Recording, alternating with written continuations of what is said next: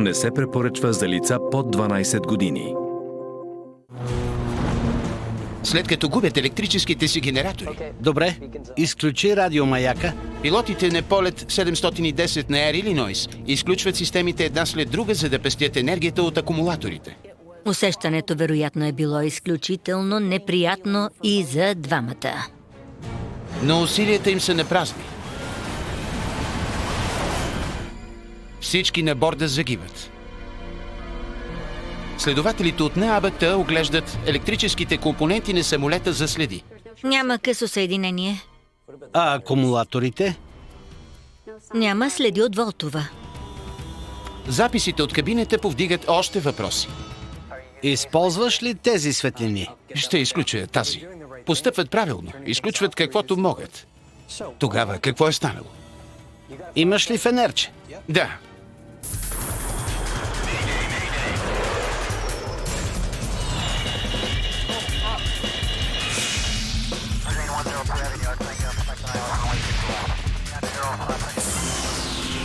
Разследване на самолетни катастрофи. Филмът е по действителен случай. Той е създаден по официални доклади и разкази на очевидци. Без видимост. Полет 710 на Air Illinois излита от летище Кепитъл в Спрингфилд, Илинойс. 11 октомври 1983. Колесника прибран. 32-годишният капитан Лестър Смит работи за Air Illinois от почти 5 години. Той е сред най-опитните им пилоти. Колесникът прибран. Вторият пилот Франк Тюдър работи в компанията от 3 години. Смятан е за един от най-добрите втори пилоти.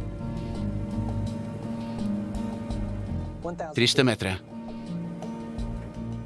Пилотите управляват Hawker Siddeley 748. Здравия турбовитлов самолет може да каца на по-къси полоси.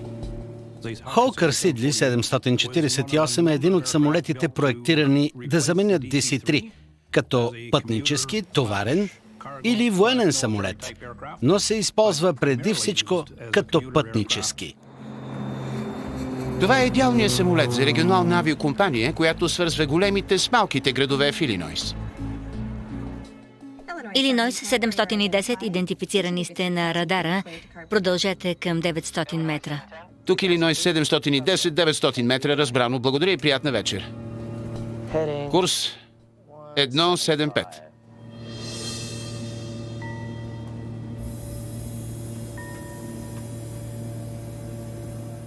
По-малко от 2 минути след излитането, генератора пак се изключи. Се включва предупредителен индикатор. Самолетът е оборудван с два 9 киловатови генератора, които захранват електрическите системи и зареждат акумулаторите. Един от генераторите отказва. Изключвам го. Втория пилот изключва десния генератор, за да защити останалите електрически системи в самолета. Когато стане нещо такова и генератор откаже, едно от най-важните неща е да изключиш генератора от системата възможно най-бързо. Джанин Ербън е бивш пилот от Air Illinois. Тя е приземила самолета в Спрингфилд 3 часа по-рано. Всеки от генераторите може да поеме сам целия товар. Затова, ако единият откаже, можеш да продължиш към крайната цел. Това не е авария. Полетът е 40-минутен. 7 пътници пътуват на 235 км от Спрингфилд до Карбандейл, Илинойс. Спрингфилд, тук Илинойс 710, имаме малък електрически проблем. Ще държим връзка. Прието, смятате ли да се върнете? Не, продължаваме към Карбандейл 900 метра. Капитанът решава, че е безопасно да продължат. Разбрано.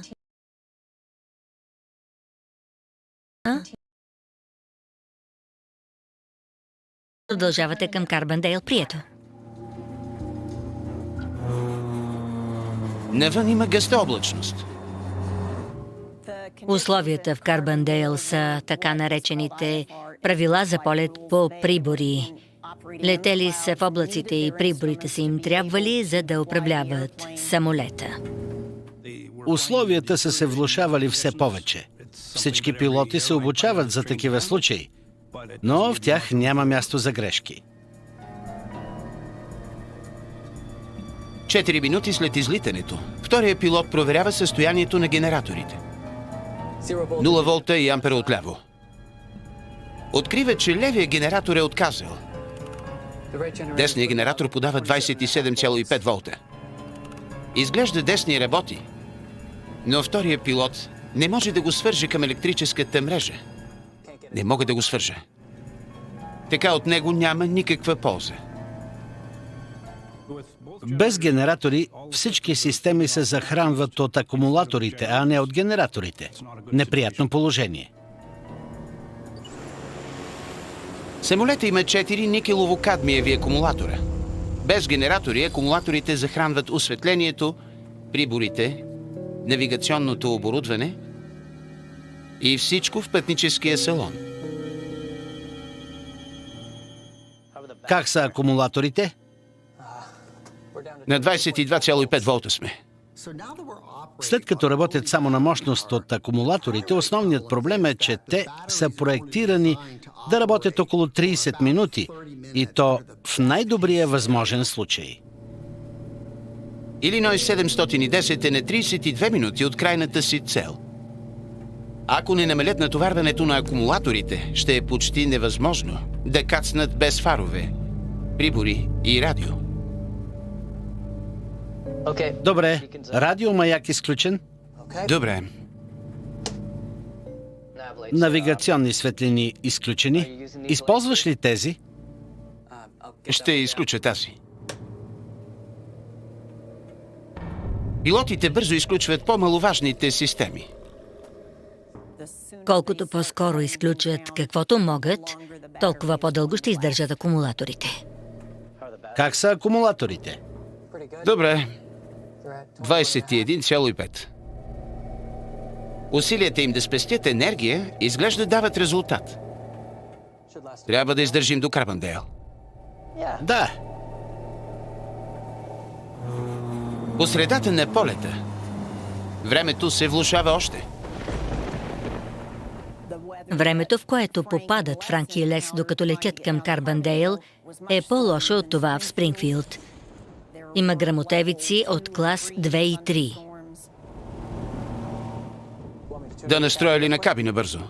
добре. Няма да изхъби много ток.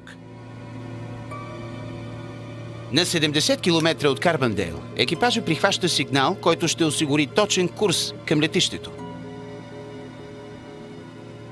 В това време диспетчера прехвърля полета на честотата на подход в Южен Илинойс. Air Illinois, полет 710, свържете се с центъра в Канзас. Честота 125,3, прието Air Илинойс 710. Приближават се към летището и от залата подход ще ги насочат за инструментален заход. След като се свързват с подход, ситуацията се влошава. Не знам дали акумулаторите ще издържат. Радиото и транспондерът на полет 710 спират. Пилотите са съвсем сами. Илинойс 710, изгубих ви на радара. Полет 710 изчезва от радара на диспетчерите. Илинойс 710, тук Канзас Сити. В този момент вече няма как да им помогнат. Най-вероятно в този момент и двамата са се чувствали по-ужасно, отколкото можем да си представим. Следи височината, снижавам до 730 метра. Разтревожен, че приборите им ще откажат, капитана се опитва да слезе под облаците. Отчаяно се надява да види маяка на летището или светлините на пистата и да кацне визуално. На 8 минути от приземяването. Имаш ли фенерче? Да. Акумулаторите са почти изтощени. Добре, би ли светнал тук? Да се опитваш да осветиш приборите с фенерче в тъмна кабина, това не е нормално. А и към работещ или неработещ прибор свети, Губим всичко до 13 волта. следи височината, Франк. Вероятно ги е обзела тотална паника, защото са осъзнали, че нямат никакви варианти. National Geographic. Не се препоръчва за лица под 12 години. Добре, 700 метра. Бързо губят захранване. И работят в пълен мрак. Пилотите на Илинойс 710 отчаяно се опитват да приземят самолета. Условията в Карбандейл са следните. Километър и половина видимост, лека мъгла и дъжд. Шансът му да види каквото и да е минимален в най-добрия случай. Някой прибор работи ли? Авиохоризонтът? В кабината е тъмно. Приборите отказват. Не виждат навън. Ситуацията започва да става критична. Добре, наклоняваме се наляво, 6 градуса. Добре, коригирам надясно. Още малко.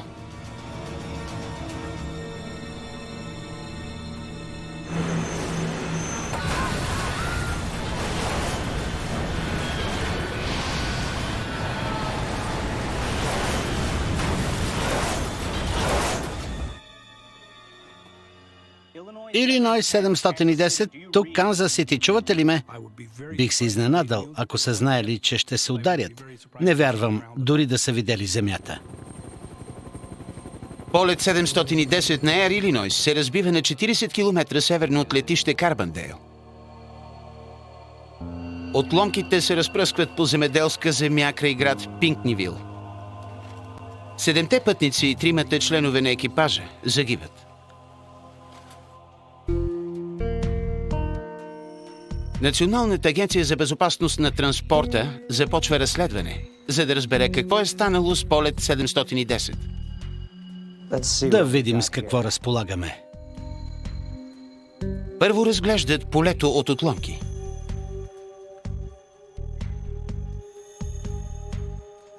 Дълго е 800 метра и е широко около 60 метра. Следователите добиват представа за големия район на сблъсъка, който обхваща 2 малки гористи местности – поле и езеро. Паднали са под остър ъгъл. От полето с отломки разбираме, че става дума за сблъсък с доста висока скорост и под остър ъгъл. Иначе отломките нямаше да се разпръснати на толкова голяма площ. Първо са се ударили тук.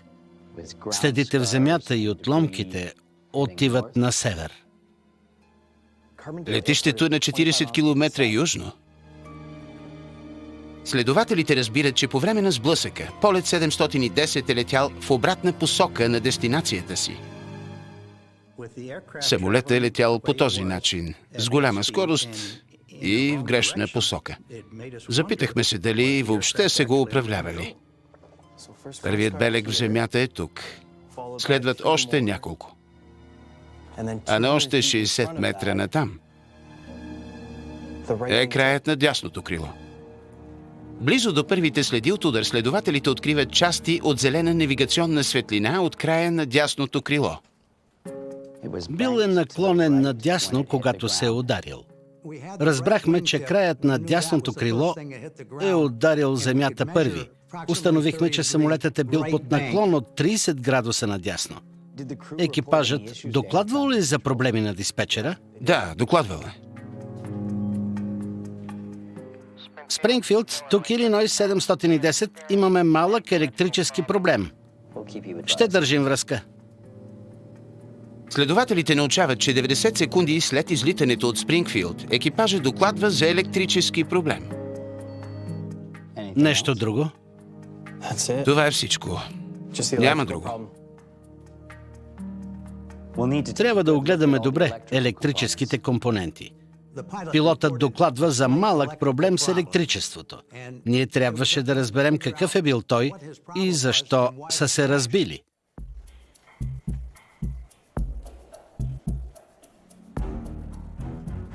Това ли е всичко? Следователите оглеждат електрическите компоненти за следи от неизправности. Окабеляването е добре, няма късо съединение.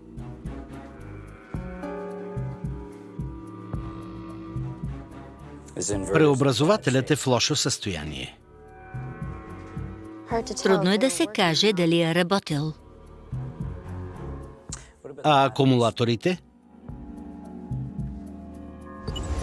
4 никелово-кадмиеви акумулатора се захранват от 2 генератора.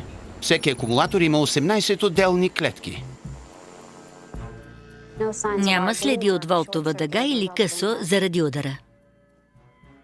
Събрахме общо 10 клетки от акумулаторите и всички работеха. Да видим дали задържат заряд. При нормални условия акумулаторите трябва да са напълно заредени. Леле, изтощени са. Акумулаторите задържаха заряд, но незнайно защо бяха изтощени. Дали генераторите са отказали и не са заредили акумулаторите? Това левият генератор ли е? Самолетните двигатели задвижват вала на генератора, който върти ротора в медните немотки. Това се нарича котва. Тя се върти бързо между полюсите на постоянен магнит и генерира електричество. Бандажният проводник е откачен. Бандажният проводник държи немотката, докато тя се върти около оста си. Ако той се откачи, роторът ще блокира.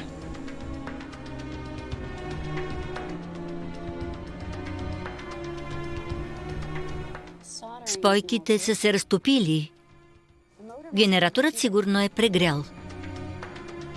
Следователите откриват доказателства, че левият генератор е отказал. Станало е преди катастрофата. Знаем, че на самолета не е имало пожар. Смятаме, че спойките са се стопили заради вътрешно нагряване, но не знаем защо.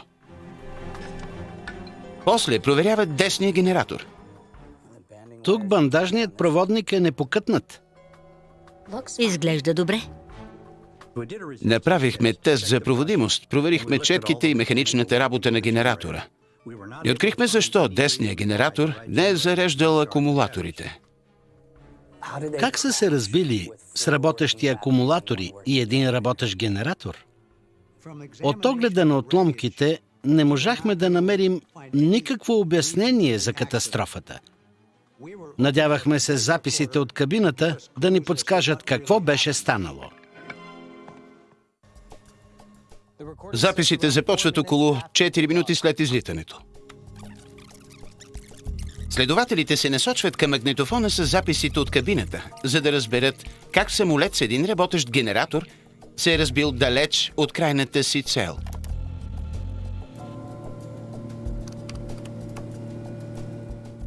Нула волта и ампера от лявата страна. Както подозирахме. Записите потвърждават, че левият генератор е отказал малко след излитането. Десният генератор подава 27,5 волта, но не мога да го свържа към мрежата. Следователите не могат да разберат защо десният генератор е изключен от електрическата система, щом е работел. А после чуват смайващо изказване от втория пилот към капитана. Когато левия спря, изключих десния генератор, защото мислех, че проблемът е в него. Изключих го. За изключването на генераторите има 2 превключвателя. Единият е за левия, а другия за десния.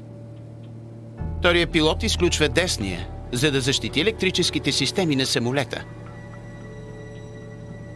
Но скоро осъзнава, че проблемите са в левия, а не в десния. Защо не го включва пак? Прави опит, но не успява. Десният генератор не се включва към мрежата. Може ли се да захранват самолета само от акумулаторите, малко след излитането? Може да е имало проблем с контактора. Ако превключвателя на генератора не работи, няма как да го включиш към мрежата. Решихме да проверим подробно тази част. Изглежда доста зле. В търсене на следи от повреда, следователите оглеждат управляващия превключвател на десния генератор. Не мога да кажа със сигурност. Може да се е повредил преди катастрофата. Контактора беше повреден при удара. Не можахме да установим дали генератора не се е включил заради него. Дори контакторът да е бил повреден, това не обяснява действията на пилотите. Вторият пилот казва: предполагам, че проблема е в десния генератор. Защо допуска такова нещо? Запитахме се дали проблемът не е бил стар. Ето докладите от техническата експлоатация. Екипа преглежда какво пише за генераторите на самолета. Виж това. Пилотите са записали дефекта 8 пъти и всеки път генератора е ремонтиран. Волтажът се е колебаел. Имало е проблеми с регулатора. По тази причина десният генератор е изключвал. 2 седмици преди катастрофата, почти всеки ден е имало проблем с десния генератор. Ремонтирали са го, проверявали са го, сменяли са части, но не са отстранявали проблемите. Air Illinois са имали само един Hawker Siddeley, на който са летели 3 екипажа. Сигурно всички са знаели, че е имало проблеми с десния генератор и вероятно са се сблъсквали с тях. Вторият пилот беше участвал в полети, в които десният генератор се е изключвал.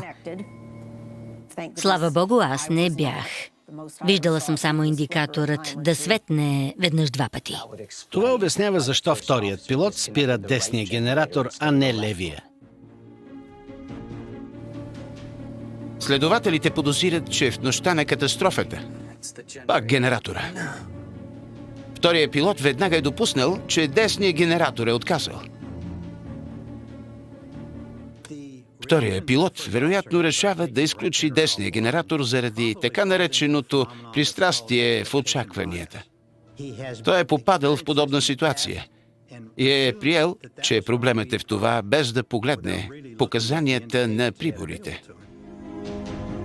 Това не обяснява катастрофата. Макар че и двата генератора са били изключени, следователите знаят, че акумулаторите са работели нормално. Как са акумулаторите? Доста добре. 21,5 волта. Трябва да издържат до Карбандейл. Да. Беше важно да разберем дали акумулаторите са щели да издържат. Не се препоръчва за лица под 12 години. Да видим как са управлявали акумулаторите. Следователите се връщат към записите от кабината, за да определят защо акумулаторите на полет 710 са се изтощили преди Карбандейл. Как са акумулаторите?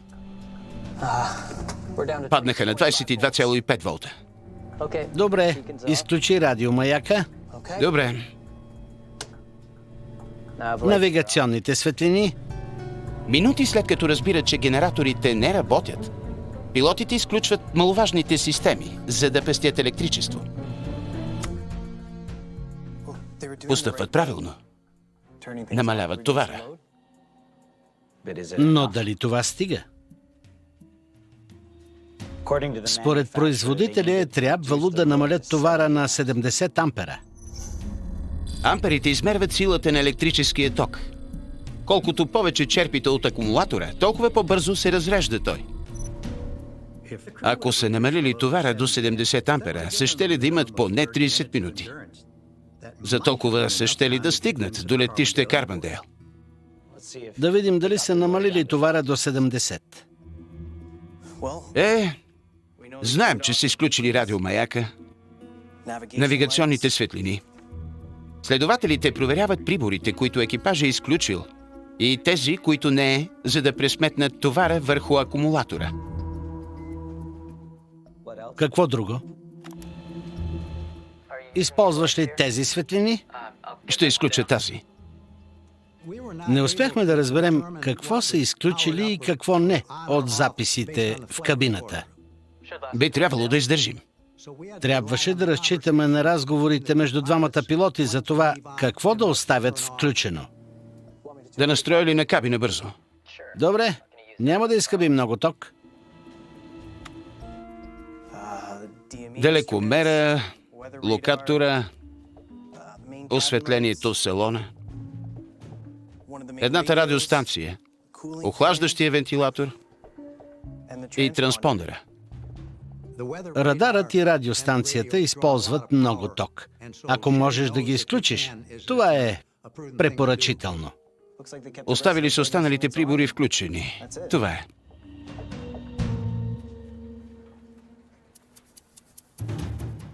Използвали са 110 ампера.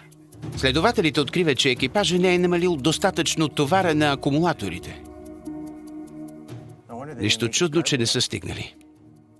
Екипажът сякаш не е бил наясно, че трябва да намали товара на акумулатора до 70 ампера, защото двамата не разговарят за амперите, за да определят дали промените в електрическата мрежа ще позволят на акумулаторите да издържат повече време. Тогава защо пилотите са решили, че акумулаторите ще издържат до летището? Екипа проверява как пилотите са следили състоянието на акумулаторите. Тук пише, че непълно заредени акумулаторите са 24 волта. Да видим какво са направили.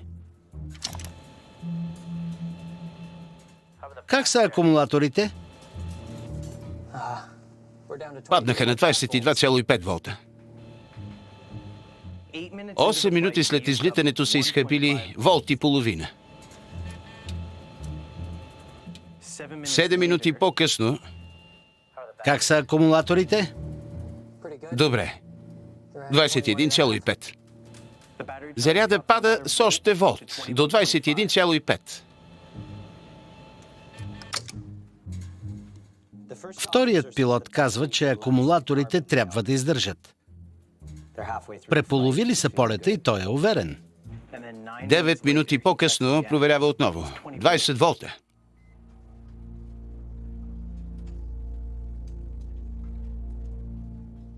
Мислят, че всичко е наред. След минути спира радиото. Губим всичко до 13 волта. Казват, че имат 20 волта, но после изведнъж разполагат с 13. Следят волтажа, но внезапното понижение ги изненадва. Това е важно, защото никелокадмиевите акумулатори поддържат волтажа си почти до пълното изтощаване на акумулатора. Не са като оловно-киселинните, при които волтажът постепенно намалява. Тази особеност на никелокадмиевите акумулатори обяснява защо волтажа спада така рязко. Не знам дали зарядът ще ни стигне. Ако са били наясно с особеността на този вид акумулатори, може би са щели да се досетят да намалят товара колкото може повече. Следователите откриват още една причина, защо екипажът не е разбрал колко бързо се разреждат акумулаторите. Не споменават амперите. Явно са наблюдавали само волтажа. Волтажа показва потенциалния капацитет на акумулатора, а не колко време ще издържи. А амперите показват колко електричество се използва. Беше изненадващо, че не са следили амперите, защото това щяло да им покаже с колко време разполагат. Дали екипажът е бил обучен правилно, за да следи издръжливостта на акумулаторите?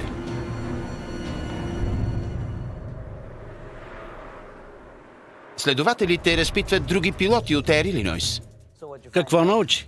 за да разберат дали могат да следят и изчисляват издръжливостта. Всички са обучени за работа при отказ на двата генератора.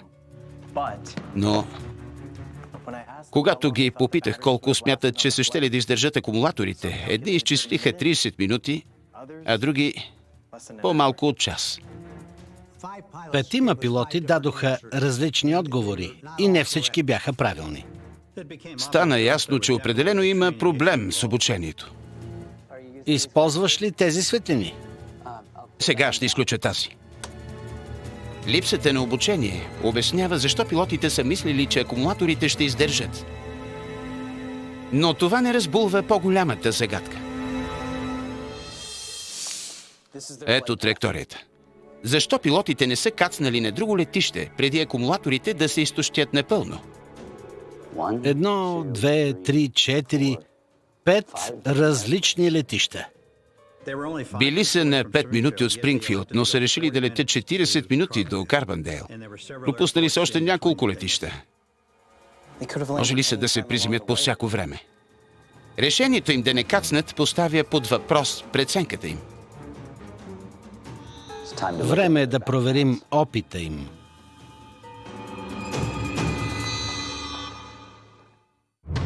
В африканския пущинак. Препоръчва за лица под 12 години.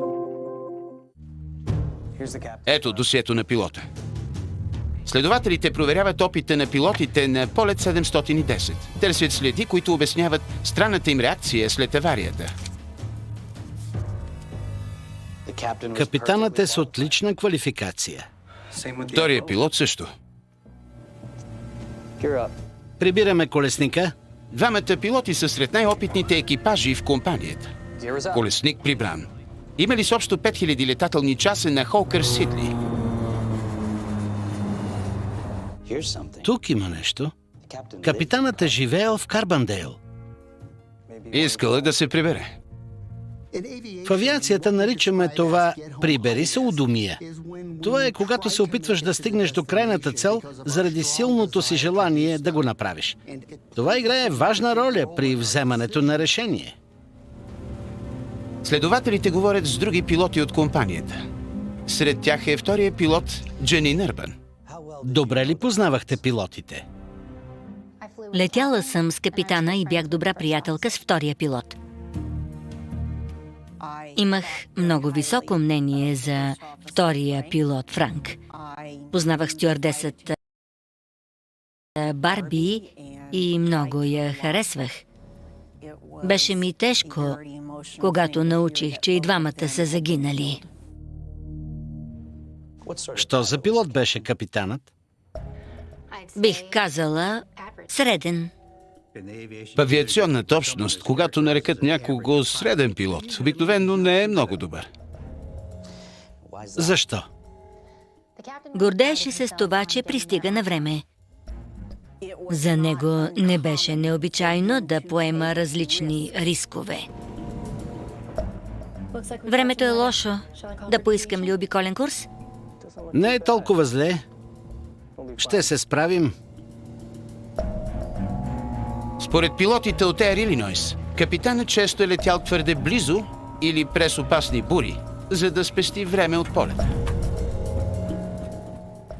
Ако правех коментар или давах предложение за безопасността, когато имаше буря или нещо друго, той правеше нещо от злоба, за да ми докаже, че той е капитанът. Освен това, летеше бързо, за да спази графика и се включваше алармата. Би ли издърпала бушона? Какво? Наистина ли? Пилотите казват, че им е заповядвал да изключат предупреждението, за да летят по-бързо. Винаги искаше да пристигне по-бързо. Поведението на капитана е проблемно. Искахме да разберем дали компанията е оказвала прекомерен натиск върху пилотите да пристигат на време. Управата ли налагаше този натиск да пристигне на време? Не, идваше от капитана. Разговорите с пилотите показаха, че не е имало причина да нарушават правилата. В случая с капитана той сам се е притискал. Следователите стигат до извода, че капитан Смит често е нарушавал правилата. А вторият пилот? Франк беше най-добрият и познаваше самолета и системите много добре. Тогава защо втория пилот не се обажда, когато капитан Смит решава да продължи? Полет 710, ще се върнете ли в Спрингфилд? Не, продължаваме към Карбандейл на 900 метра. Не чухме втория пилот да оспорва решението на капитана да продължат. Това ни обърка. Питала съм го как лети с капитан, който рискува толкова. Той каза, просто се опитвам да следя ситуацията и да не го оставям да ни забърка в нещо, от което не мога да ни спася. Губим всичко до 13 волта. Следи височината, Франк. Нещата не са се развили добре. Капитанът е трябвало да вземе решение да се върне в Спрингфилд. Тогава нямаше да катастрофират. Благодаря. Следователите стигат до извода, че рискуващия капитан и пасивният втори пилот са били опасна комбинация. Да пуснем от там, където разбират, че няма да стигнат до Карбандейл. Екипа се връща към разговорите в кабината, за да разбере защо пилота се е отклонил толкова от курса. Следи височината. Снижавам до 700 метра. Добре. Спри записа. Защо решава да се снижи до 700 метра? Облачността край Карбандейл започва от 600 метра. Може би е искал да слезе под нея, за да види нещо. Пусни нататък. Имаш ли фенерче? Да. Добре, ще осветиш ли тук? Точно когато капитана се опитва да види земята, осветлението в кабината изгасва и двамата са в пълен мрак. Губим всичко до 13 волта. Следи височината, Франк. Добре. 700 метра. Снижават до 700 метра. Капитанът планира да изравни, да види пистата и да продължи захода. Но не става това. Крен наляво. 6 градуса. Добре, коригирам надясно. Минути по-късно се разбиват точно в обратната посока. Още малко. Въпросът е какво е станало?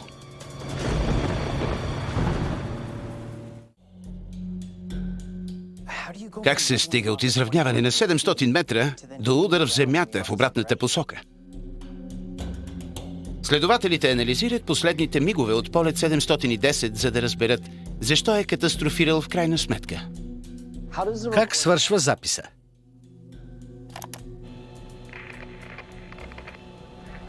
Някои прибори работят ли? Записът забавя зловещо. Авиохоризонтът. А после – тишина. Акумулаторите са се изтощили. Капитан иска втория пилот да му съобщи показанията на авиохоризонта в кабината. Този прибор използва жироскоп с електронно захранване, за да покаже положението и наклона на самолета спрямо хоризонта на Земята. Нощ е, хоризонтът не се различава, видимостта е лоша. Този прибор е всичко, което ти трябва, за да държиш крилете хоризонтално. Изгубили са осветлението на приборите. Някои от тях започват да отказват. Той моли втория пилот да освети с фенерчето авиохоризонта. Добре. Крен наляво. 6 градуса. Добре, коригирам надясно. Следователите могат само да гадаят какво е станало после. Дори всички прибори да са отказали, авиохоризонта ще изглежда така, сякаш работи. Жироскопа на авиохоризонта се върти с около 15 000 оборота в минута. Дори след спирането на захранването, той продължава да се върти няколко минути. Изглеждал е така, сякаш работи. Докато авиохоризонтът губи обороти, леко се наклонява на една страна. Представете си, че авиохоризонтът започва бавно да се наклонява наляво. Те правят корекция надясно. Добре. Крен наляво. 6 градуса. Добре, коригирам надясно. Още малко. Изглеждало им е, че прибора работи, но са се наклонявали надясно и са губили височина. Вероятно са следвали отказващия прибор чак до земята. Не са виждали къде са, нямало е светлини и всичко е свършило за миг.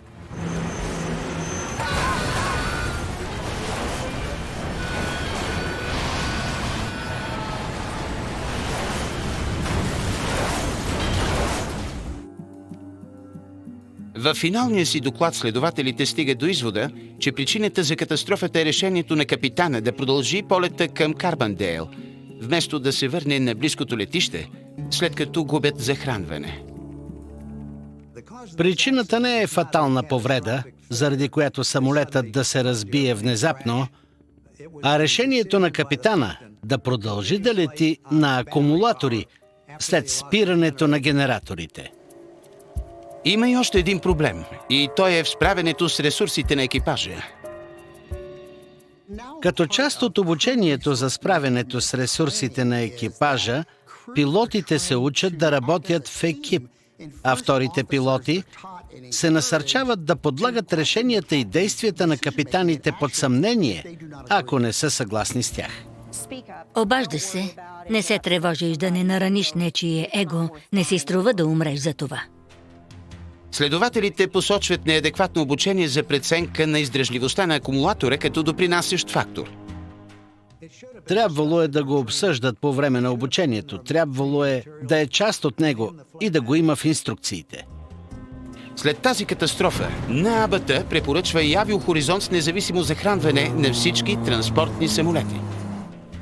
Ако захранването спре, ще могат да държат самолета хоризонтално още половин час. Препоръката е изпълнена през 1997 година. Полет 710 привлича вниманието и малките пътнически компании се контролират по-внимателно. 6 месеца след катастрофата Air Illinois обявява банкрут и спира работа. Учим се от грешките си.